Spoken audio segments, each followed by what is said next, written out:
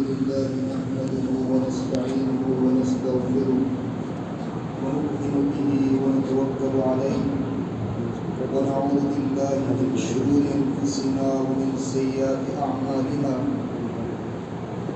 من يهده الله فلا مضل له ومن يضلل فلا هادي له فقد قال الله تبارك وتعالى في كلامه المجيد والفرقان الحميد فأعوذ بالله من الشيطان الرجيم بسم الله الرحمن الرحيم إن عدة الشهور عند الله 12 شهرا في كتاب الله يوم خلق السماوات والأرض منها 4 حرم صدق الله العظيم. پیارے ساتھیوں اور دوستوں، ابھی کا جو وقت چل رہا ہے اور یہ جو ایام چل رہے ہیں، اللہ رب العزت نے ہمیں ان ایام میں زندہ رکھا اور ابھی ہماری سانسیں جاری ہیں۔ کیوں اہم ایام چل رہے ہیں کہ اسلام کا ایک سال مکمل ہو رہا ہے اور ایک نئے سال کی ابتدا ہونے والی ہے۔ آج 23ویں تاریخ ذی الحجہ کی آ چکی ہے۔ تقریباً ایک ہفتے کے قریب کا عرصہ بچا ہے کہ بابرکت اسلامی سال یہ ہم سے رخصت ہو جائے گا اور ایک ہفتے کے قریب کے عرصے کے اندر ہم اسلامی نئے سال کا آغاز کریں گے اگر اللہ نے ہمیں زندگی دی تو۔ میرے بھائیوں، قرآن کریم میں سیدنا ابراہیم علیہ نبینا وعلیہ الصلاۃ والتسلیم نے اس امت کا نام رکھا ہے هو سماکم المسلمین، کہ تمہیں مسلمان نام رکھا گیا۔ اب یہ مسلمان کا کیا مطلب؟ بچپن سے سنتے چلے آ رہے ہیں مسلمان مسلمان، تو یہ مسلمان جو لفظ ہے یہ کس زبان کا لفظ، اس کا کیا معنی ہے؟ اور اس معنی اور مطلب کے پیچھے بہت بڑی حقیقتیں چھپی ہے۔ اگر میں کہوں کہ انسان اگر اسی لفظ مسلمان کے اوپر غور کر لے تو اس کی زندگی کو سنوارنے کے لیے کافی ہے۔ لفظ مسلمان یہ عربی زبان کا لفظ ہے جس کے معنی آتے ہیں کہ کہیں بھی بات پر مان لینا، کہ اوپر سے جو آرڈر آیا اس کو تسلیم کر لینا، اس کو مان لینا، اسی کو مسلمان کہا جاتا ہے۔ یہ کوئی معمولی لفظ نہیں ہے جس کو ہم بالکل غفلت اور عام زبان میں بیان کر دیتے ہیں۔ اس کے معنی پر غور کرتے ہیں تو پتہ چلتا ہے کہ مسلمان اپنے میننگ کے اندر کتنی اہمیت رکھتا ہے کہ رب العالمین کے فرمان کو مان لینا اور رحمت للعالمین صلی اللہ علیہ وسلم کے فرمان کو اپنے دل و جان سے اس کو تسلیم کرنا، اس کو مسلمان کہا جاتا ہے۔ اگر ایک مسلمان نے صحیح معنی میں اس کا مطلب سمجھ لیا تو میں سمجھتا ہوں کہ اس کی زندگی کو سنوارنے کے لیے ایک لفظ کافی ہے۔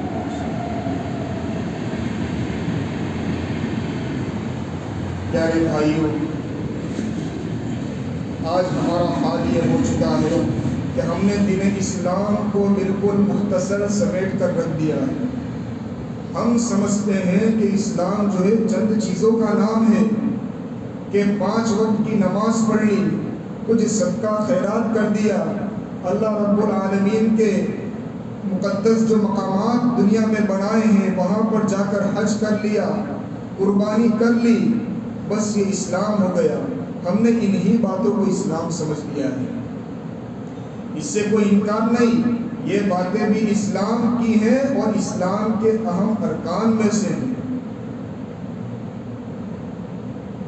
اس کے علاوہ بھی اسلام کے اندر بہت ساری چیزیں ہیں، ٹیکنالوجیاں ہیں جن کو قرآن کریم نے بیان کیا اور پیارے آقا علیہ السلام کی زبان مبارک سے اس امت تک وہ پیغام کو پہنچایا گیا۔ ابھی جیسا کہ میں نے بتلایا کہ اسلامی ایک سال پورا ہونے جا رہا ہے 1446، اور ایک ہفتے کے قریب کے عرصے کے اندر ہم 1447 کے اندر داخل ہونے والے ہیں۔ تو یہ جو تاریخ ہے اور یہ جو کیلنڈر ہے یہ کوئی معمولی چیز نہیں ہے، بلکہ اسلام کا اور ہر قوم و مذہب کا اس کے ساتھ ایک گہرا تعلق اور کنیکشن رہا ہے۔ ہم جو اپنے گھروں پر کیلنڈر وغیرہ لٹکاتے ہیں یہ کوئی معمولی چیز نہیں ہے۔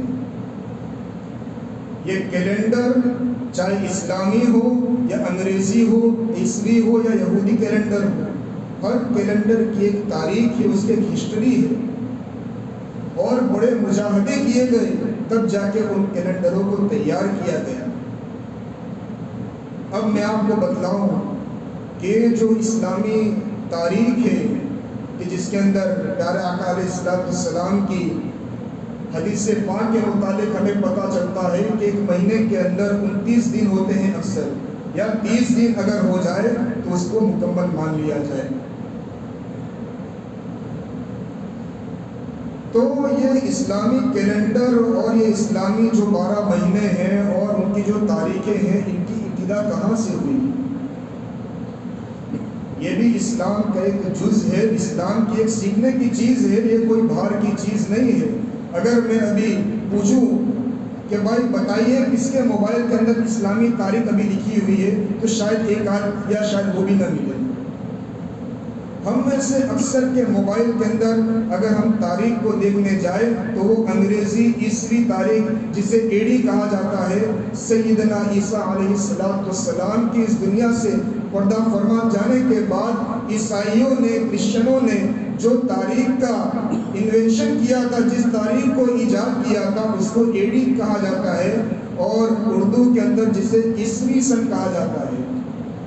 تقریباً دنیا کے اکثر حصوں میں آج ہی عیسوی تاریخ چلتی ہے جسے ہم انگریزی کیلنڈر کہتے ہیں۔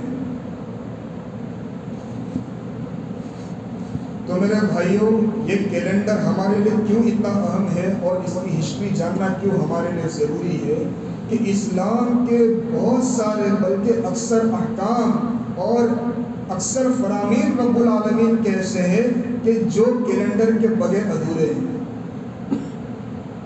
ہم رمضان المبارک کا روزہ رکھتے ہیں، 30 دن کے روزے رکھتے ہیں، اگر کیلنڈر کی کوئی حقیقت نہ ہوتی اور ان مہینوں کی کوئی حقیقت نہ ہوتی تو ہمیں یہ پتہ کیسے چلتا کہ رمضان کا مہینہ ہے، کہ رمضان کے مہینے کی فلاں تاریخ ہے؟ یہ ہمیں کس طرح معلوم پڑتا؟ تو یہ کیلنڈر کے ذریعے ہمیں پتہ چلا۔ اسی طرح اسلام کا ایک بہت بڑا فریضہ ہے، فریضہ حج، جس کی ادائیگی کے لیے مخصوص مقام پر انسان کو مخصوص حالات کے ساتھ جانا پڑتا ہے۔ اگر کیلنڈر اور یہ مہینے اور یہ ڈیٹس اور یہ تاریخ نہ ہوتی تو ہمیں کیسے پتہ چلتا کہ یہ حج کے 5 ایام ہیں، اس دن میں یہ کام کرنا ہے، اس دن میں یہ کام کرنا ہے؟ اگر کیلنڈر نہ ہوتے تو ہمیں اس فریضے کو کرنے میں بڑی دشواری پیش آتی۔ اسی طرح ایک فریضہ ہے، فریضہ زکوٰۃ۔ ہم سال کے اندر ایک مرتبہ زکوٰۃ فرض ہوتی ہے، تو سال کی زکوٰۃ کب فرض ہوگی؟ جبکہ آدمی اپنی مال کا حساب و کتاب کرے گا، اور جب وہ حساب کتاب کرے گا تو حساب کتاب کرنے کے لیے اس کو اسی کیلنڈر اور تاریخ کی ضرورت پڑے گی۔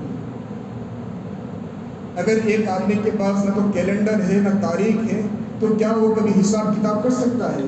اس کو زکوٰۃ ادا کرنا مشکل ہو جائے گا۔ کیوں؟ کیونکہ اسلامک کیلنڈر موجود نہیں ہے۔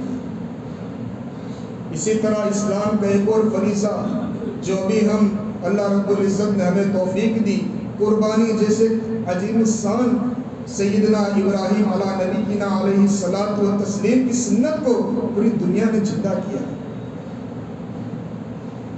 تو اس کے اندر ایک مسئلہ یہ آتا ہے کہ بھائی جو قربانی کے جانور ہیں وہ بھی چند جانور ہیں، ایسا نہیں کہ ہر حلال جانور کی قربانی، نہیں، جانور تو بہت سے حلال ہیں، زیبرا حلال ہے، ہرن حلال ہے، لیکن ان کی قربانی جائز نہیں۔ قربانی انہی کی جائز ہے جن کو شریعت نے مقرر کیا ہے۔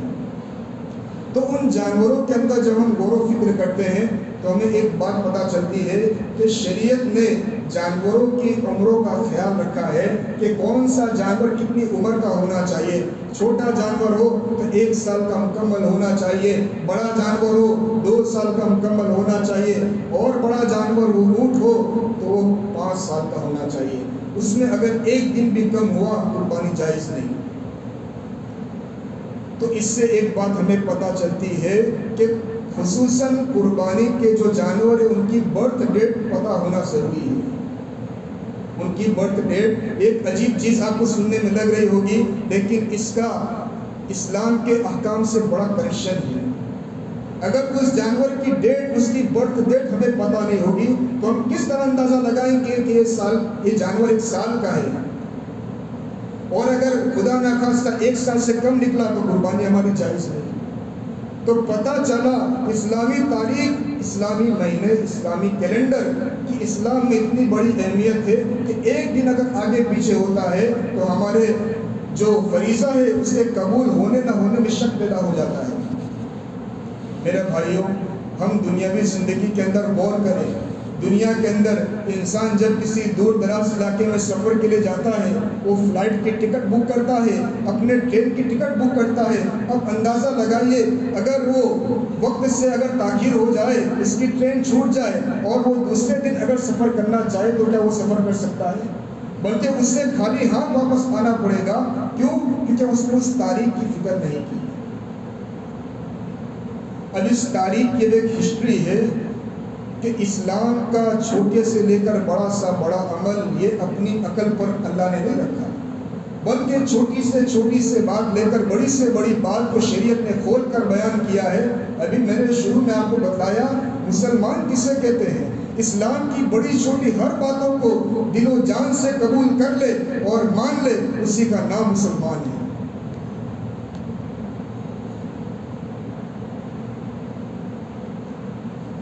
ہر قوم کی اپنی الگ الگ ہسٹری رہی ہے۔ حضرت عیسیٰ علیہ السلام کی جب اس دنیا سے پردہ فرما گئے تو عیسائیوں نے ان کے چلے جانے کے بعد جس تاریخ کا انوینشن کیا اور جس تاریخ کو انہوں نے ایجاد کیا اسے عیسوی سن کہا جاتا ہے، AD کہا جاتا ہے، جو آج کل ہمارے کیلنڈر میں اور ہمارے موبائلوں کے اندر نظر آتی ہے۔ تو اس وقت سے یہ تاریخ چلی آ رہی ہے۔ اسی طرح یہودیوں کا اپنا ایک الگ کیلنڈر ہے۔ ان کا بیت المقدس کے ساتھ ایک واقعہ پیش آیا تھا، جس واقعے کے پیش آنے کے بعد انہوں نے اپنا کیلنڈر وہاں سے شروع کیا کہ یہ ہماری زندگی کا اور ہماری قوم کا عظیم الشان واقعہ ہے، لہذا اسی سے ہم اپنے کیلنڈر کو جو ہے شروع کریں گے۔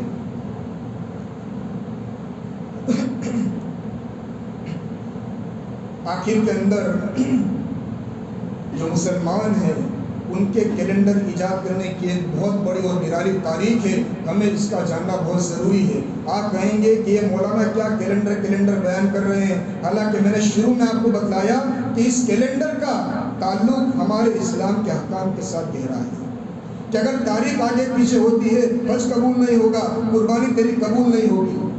قربانی کے 3 دن اگر تجھے پتہ نہیں کہ ان 3 دنوں میں قربانی کرنا ہے تو چوتھے 5ویں دن شریعت منع کرتی قربانی نہیں ہوگی۔ یہ کیوں ہوا کہ تجھے قربانی کے ایام کی ڈیٹ اور تاریخ پتہ نہیں تھی؟ اگر پتہ ہوتی تو تجھ سے یہ فریضہ صحیح طور پر اور اسلام کے بتلائے ہوئے طریقے پر ادا ہو جاتا ہے۔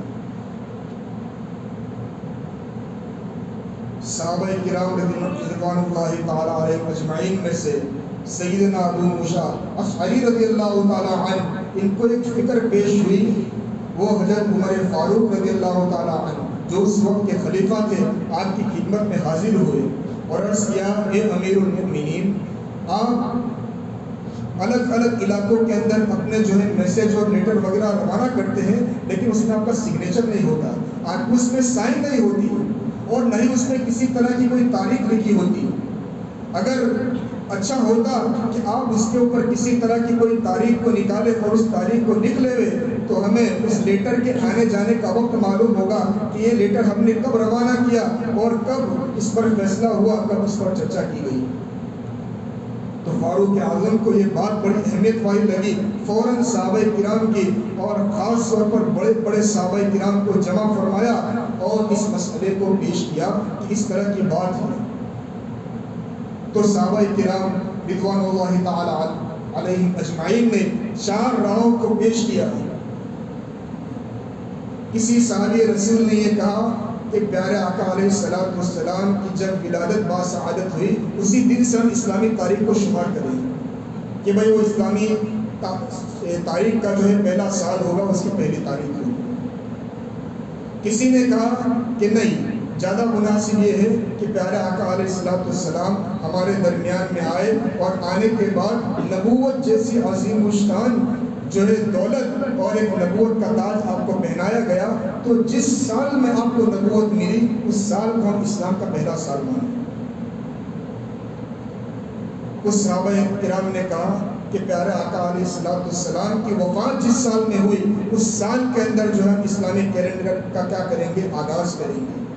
اور چوتھی اور آخری رائے یہ پیش آئی کہ پیارے آقا علیہ السلام مکہ مکرمہ سے جب ہجرت کر کر مدینہ منورہ تشریف لائے تو وہ جو سال تھا اس سال سے ہم اپنی تاریخ کا کیا کریں گے، شروعات کریں گے، اور اسی سے اسلامی تاریخ کا پہلا سال شمار کیا جائے گا۔ اب جب چار طرح کی باتیں آئی تو صحابہ کرام کے اندر بہت بحث و مباحثہ ہوا، کوئی ایک رائے پر عمل رکھنا دشوار ہو رہا تھا۔ تو بڑی مشقت کے بعد صحابہ کرام نے دو باتوں پر غور کیا کہ پہلے دو رائے ہیں کہ پیارے آقا علیہ السلام کی ولادت، اور دوسرے نمبر پر پیارے آقا علیہ السلام کو نبوت ملنا، چونکہ یہ دو دن ایسے ہیں کہ جن کے اندر کوئی فکس دن تاریخ کی کتاب میں نہیں ملتا کہ پیارے آقا کس دن پیدا ہوئے ہیں، بہت اختلاف ہے۔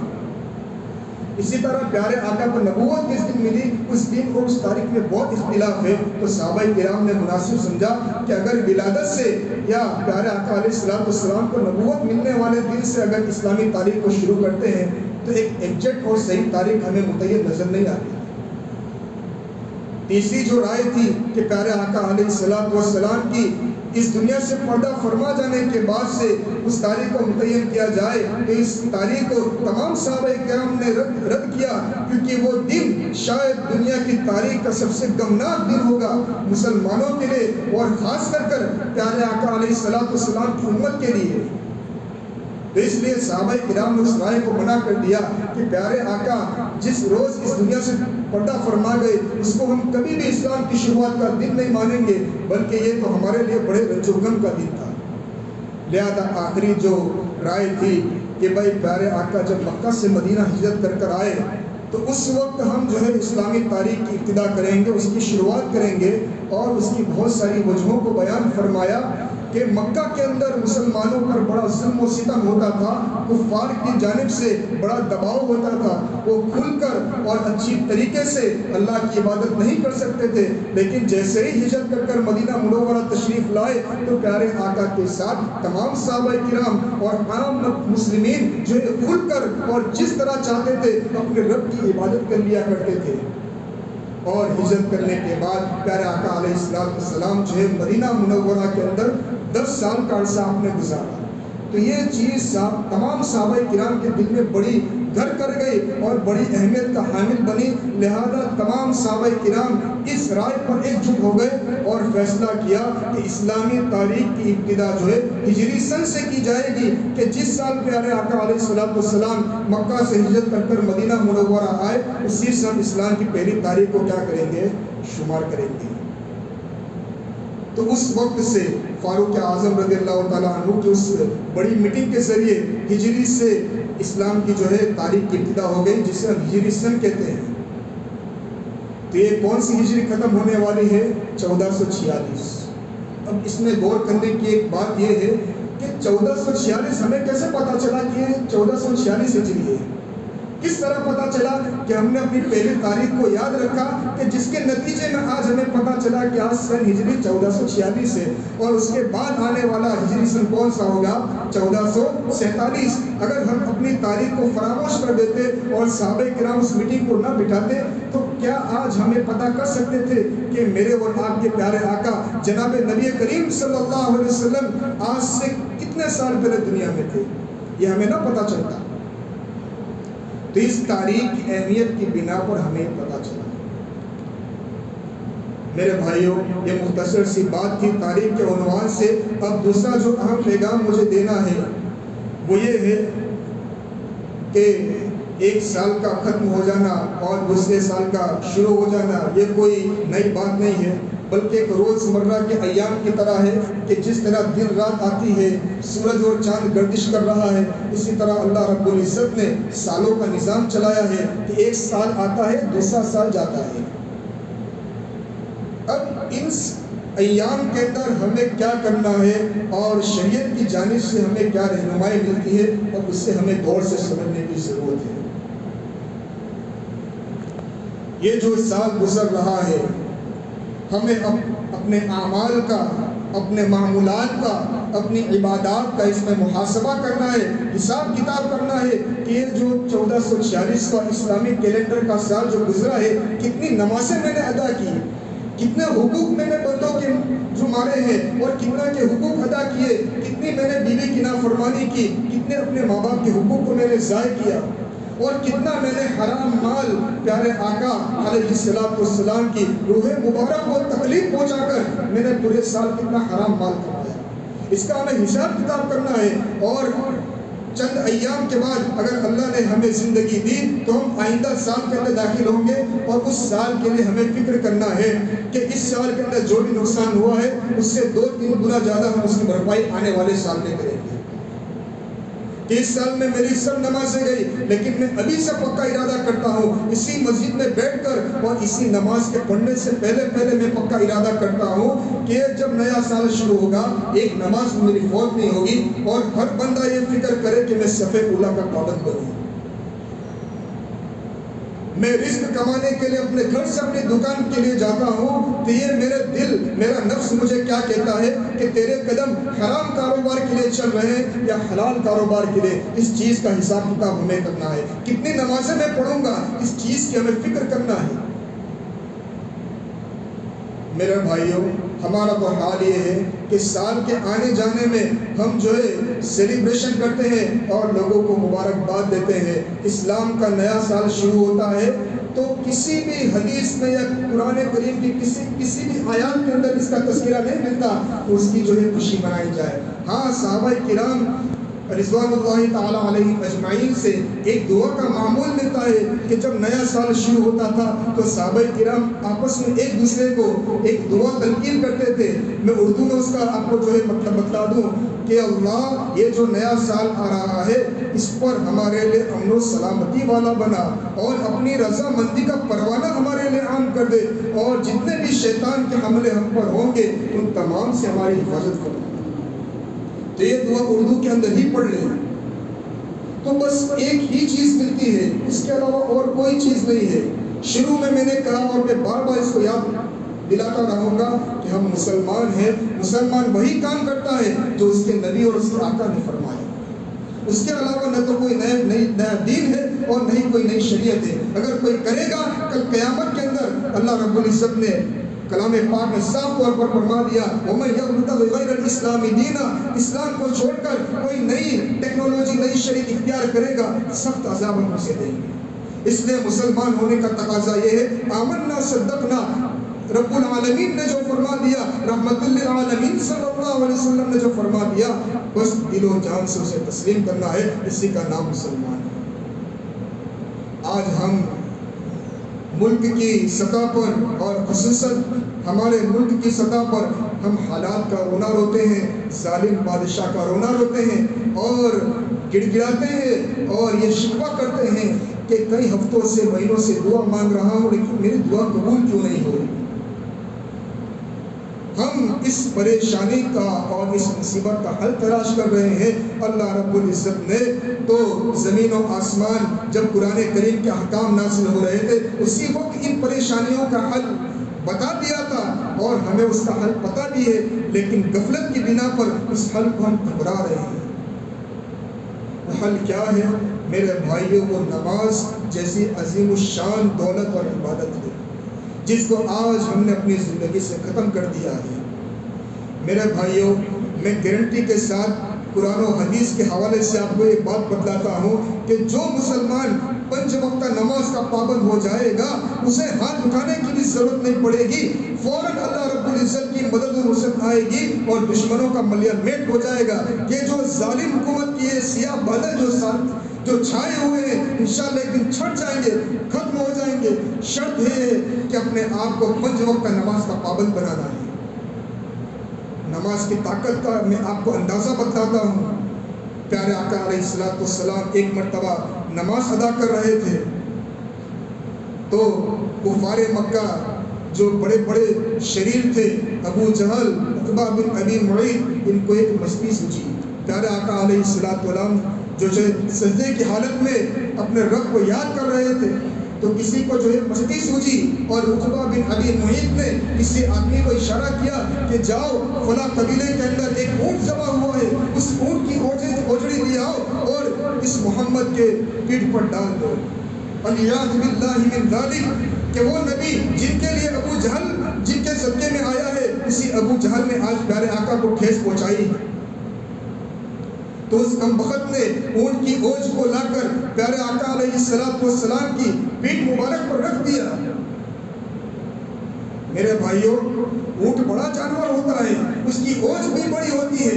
پیارے آقا علیہ السلام اس کی جو ہے بوجھ سے اپنے سر مبارک کو اٹھا نہ سکے۔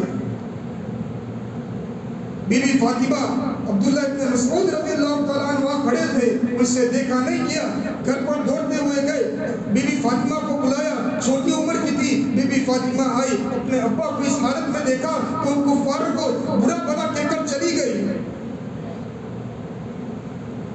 میرے بھائیو، پیارا آقا علیہ السلام جب کسی طرح اوج ہٹائی گئی اور سجدے سے اپنا سر مبارک اٹھایا، رب العالمین اپنی قہاریت کی صفت میں آ چکے تھے، پورے جلال میں تھے۔ رب العالمین بڑے غضبناک تھے کہ آج میرے محبوب کو وہ بھی اس وقت ستایا گیا جبکہ وہ نماز کی حالت میں تھے۔ وہی ہوئی، فوراً پیارے آقا علیہ السلام نے کھڑے ہو کر تمام کے جتنے بھی کفار قریش وہاں کھڑے تھے ہر ایک کو اشارہ کر کر بتلایا اور ان کی جگہ بھی بتلا دی کہ جنگ بدر کے اندر انشاءاللہ ابو جہل کو یہاں قتل کیا جائے گا، عقبہ بن ابی معیط کو یہاں قتل کیا جائے گا، ابی بن خلف کو یہاں قتل کیا جائے گا۔ میرے بھائیوں، یہاں پر غور کرنے کی بات ہے کہ ایک بندہ اپنے رب سے نماز کی حالت میں مل رہا تھا، اس وقت جب کوئی اسے تکلیف پہنچاتا ہے تو رب العالمین بنا کسی کے کہے اس کا فیصلہ کر لیتا ہے۔ اور ہوا بھی یہی، جب جنگ بدر کا دن آیا تو اس وقت پوری دنیا نے مسلمانوں نے دیکھا کہ جہاں جہاں پیارے آقا نے جس کو کہا تھا وہ وہیں پر بڑا پڑا تھا اور وہیں سے جہنم رسید ہو گیا۔ تو میرے بھائیوں، یہ نماز کا یہ جو طاقت ہے، نماز کی یہ پاور ہے، ہائے افسوس کرنے سے کچھ ہونے والا نہیں۔ اپنے آپ کو 5 وقت کا نمازی بنا دو، دیکھو حکومت کے تختے پلٹنے میں دیر نہیں لگے گی۔ آج تم پابند بنا دو، رب العالمین کی غیرت جوش میں آئے گی اور کل ہی حکومت کا تختہ پلٹ دے گی، لیکن شرط ہے کہ اپنے آپ کو 5 وقت کا نماز کا پابند بنائے۔ تو میرے بھائیوں، بس یہی اہم پیغام ہے کہ اس سال کے اندر اپنے آپ کی اصلاح کرنے کی بہت ضرورت ہے اور فکر کرنے کی ضرورت ہے کہ یہ سال غفلت میں نہ گزر جائے، اور پکا عہد کر کے اٹھیں کہ آنے والا سال اور یہ جو کچھ ایام بچے ہیں اپنے آپ کو نماز کا پابند بنائیں گے۔ اللہ تعالیٰ ان تمام باتوں پر ہم تمام